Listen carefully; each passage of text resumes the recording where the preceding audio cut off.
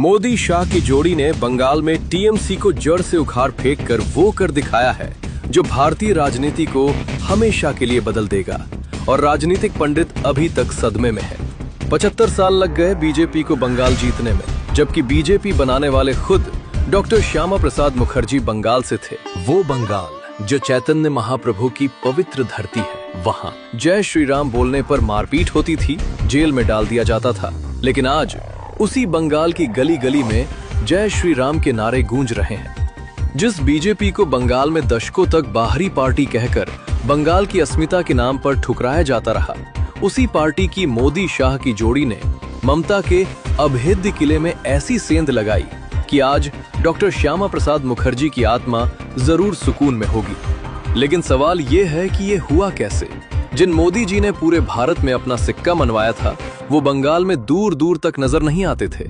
आइए विस्तार से देखते हैं। देश के राजनीतिक गलियारों में हमेशा से एक चर्चा रहती है कि अगर कोई नरेंद्र मोदी को वास्तविक टक्कर दे सकता है तो वो सिर्फ ममता बनर्जी है। लेकिन 2026 के विधानसभा चुनाव ने यह साबित कर दिया कि भारतीय राजनीति के सबसे बड़े स्ट्रैटेजिक प्लेयर अभी भी मोदी शाह की जोड़ी ही है। लेकिन ये रातों रात नहीं हुआ। 2014 में जब नरेंद्र मोदी ऐतिहासिक जनादेश लेकर सत्ता में आए, उस वक्त पूरे देश में मोदी वेव अपने चरम पर थी। लेकिन बंगाल इस लहर से लगभग अछूता रहा और एनडीए सिर्फ 42 में से 2 लोकसभा सीटें जीत पाई, जो ये दर्शाता था कि टीएमसी का घर कितना मजबूत था। 2016 के विधानसभा चुनाव में बीजेपी ने 3 सीटें जीती, जो उस वक्त पार्टी का बंगाल में सर्वश्रेष्ठ प्रदर्शन था। और तब राजनीतिक विश्लेषकों ने ये मान लिया कि टीएमसी को बंगाल की सत्ता से हटाना बीजेपी के लिए लगभग असंभव है। 2019 के लोकसभा चुनाव में मोदी ने पूरे देश में एक तरफा जीत दर्ज की और बंगाल में भी बीजेपी ने 18 सीटें जीतकर सबको चौंका दिया, जो ये सिग्नल था कि जमीन खिसकने लगी है। लेकिन 2021 के विधानसभा चुनाव में अमित शाह ने 200 सीटें जीतने का दावा किया और बीजेपी 77 सीटों पर सिमट गई, जिसके बाद ममता बनर्जी ने एक बार फिर साबित किया कि बंगाल में टीएमसी का इलेक्टोरल डोमिनेंस अभी भी बरकरार है और पूरे देश में बीजेपी का मजाक उड़ाया गया।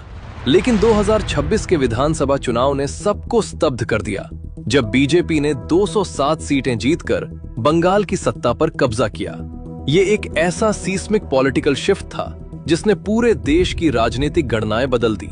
लेकिन बीजेपी के लिए ये कोई नई बात नहीं है, क्योंकि पार्टी का पूरा इतिहास यही रहा है कि जिन राज्यों में दशकों से एस्टैब्लिश्ड पार्टीज का एक छत्र राज था, उन्हें बीजेपी ने एक एक करके उखाड़ फेंका है। उत्तर प्रदेश में एसपी और बीएसपी का गठबंधन हो या बिहार में लालू प्रसाद यादव का 15 साल का अभेद्य जंगल राज, दिल्ली में कांग्रेस का दशकों पुराना वर्चस्व हो या राजस्थान और मध्य प्रदेश में कांग्रेस की गहरी जड़ें, बीजेपी ने हर जगह यही पैटर्न दोहराया है कि पहले धीरे धीरे जमीन तैयार करो, कैडर बनाओ, नैरेटिव सेट करो और जब वक्त आए तो एक ही झटके में सत्ता पलट दो। और बंगाल भी इसी पैटर्न का अगला चैप्टर है। तो बंगाल कैसे जीता, ये समझने के लिए पहले हमें बीजेपी का वो इतिहास देखना होगा जो बताता है कि ये पार्टी इम्पॉसिबल को पॉसिबल कैसे बनाती है। शुरुआत होती है 1951 से, जब डॉक्टर श्यामा प्रसाद मुखर्जी ने भारतीय जनसंघ बनाया।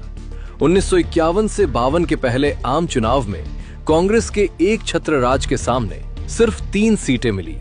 लेकिन 1967 तक पंडित दीनदयाल उपाध्याय के नेतृत्व में जनसंघ ने 35 सीटें जीतकर खुद को लोकसभा की तीसरे सबसे बड़ी पार्टी साबित किया। 1977 में इमरजेंसी के बाद जब जनता पार्टी बनी तो जनसंघ को 93 सीटें मिली और पहली बार कांग्रेस सत्ता से बाहर हुई। लेकिन गठबंधन में आंतरिक कलह इतनी गहरी थी कि सरकार गिर गई और 6 अप्रैल 1980 को भारतीय जनता पार्टी का जन्म हुआ। और इसके ठीक बाद जो हुआ वो बीजेपी के इतिहास का सबसे काला अध्याय था। 1984 में इंदिरा गांधी की हत्या के बाद पूरे देश में सिंपैथी वेव इतनी प्रचंड थी कि बीजेपी सिर्फ 2 सीटों पर सिमट गई और कुल वोट शेयर महज 7% रहा। ये वो मोमेंट था जब किसी को भी नहीं लगता था कि ये पार्टी कभी सत्ता में आ पाएगी। लेकिन यहीं से बीजेपी का असली कमबैक शुरू होता है। आडवाणी ने पार्टी की बागडोर संभाली, हिंदुत्व की विचारधारा को धार दी और 1989 में बीजेपी ने 86 सीटें जीतकर पॉलिटिकल मेन स्ट्रीम में वापसी की। फिर 1990 की ऐतिहासिक रथ यात्रा ने पूरे देश में बीजेपी के लिए ऐसी जमीन तैयार की कि 1991 में 120 सीटें आईं और यूपी में सरकार बनी। और 6 दिसंबर 1992 को बाबरी मस्जिद विध्वंस के बाद देश की राजनीति हमेशा के लिए बदल गई। 1996 में बीजेपी पहली बार सबसे बड़ी पार्टी बनकर उभरी, लेकिन कोalition सपोर्ट न मिलने से सिर्फ 13 दिन में सरकार गिर गई। 1998 में फिर सरकार बनी, लेकिन 1 वोट से गिर गई। और 1999 में अटल जी ने पहली बार पूरे 5 साल का कार्यकाल पूरा किया, जिसमें कारगिल युद्ध में पाकिस्तान को मुंह तोड़ जवाब दिया और पोखरण न्यूक्लियर टेस्ट करके दुनिया को चौंका दिया। लेकिन 2004 में इंडिया शाइनिंग कैंपेन के बावजूद बीजेपी हार गई और 2009 में भी यूपीए की सरकार दोबारा आई। ये बीजेपी का दूसरा बड़ा संकट था।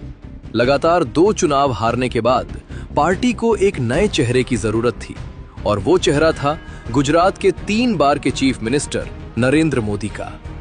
नरेंद्र मोदी की कहानी बड़ी दिलचस्प रही है, क्योंकि जो इंसान गुजरात के एक छोटे से गांव वडनगर में एक गरीब परिवार में पैदा हुआ, जिसके पिता रेलवे स्टेशन पर चाय का ठेला लगाते थे और जो खुद ट्रेन के डिब्बों में जाकर चाय बेचता था, वो इंसान एक दिन 140 करोड़ लोगों के देश का प्रधानमंत्री बनेगा, ये किसी ने नहीं सोचा था।